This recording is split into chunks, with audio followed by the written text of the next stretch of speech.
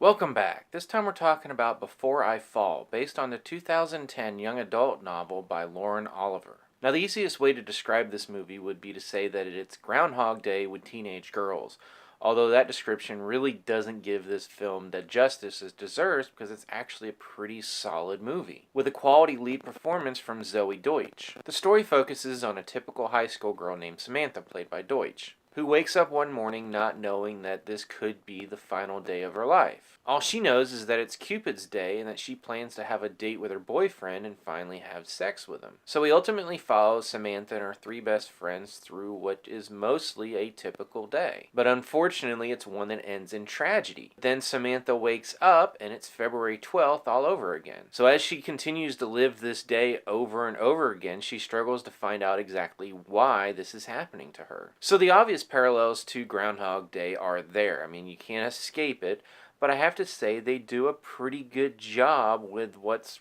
a relatively tired premise and create a story and a film that's pretty interesting. Now, like Groundhog Day, this is not a large story. It's a small personal story about Samantha and how we going through our daily lives affect other people for good or ill, oftentimes without us even knowing it. Now, where Before I Fall succeeds where a lot of other teen-directed films fail is that it doesn't overplay its hand. It does not fall into melodrama even during the more dramatic moments. Now, there is a bit of overuse of narration where I think the scenes pretty well play themselves out and the audience doesn't need that hand-holding to figure out what's going on. But even with that said, it's not like there's narration throughout the entire movie. Now, if the idea of a film about teenage girls doing mostly teenage girl things doesn't appeal to you, then I can't argue the point. Now, I'm not going to say it's a great film, but it is one that plays with what could easily be a tired trope and gives it some new flair.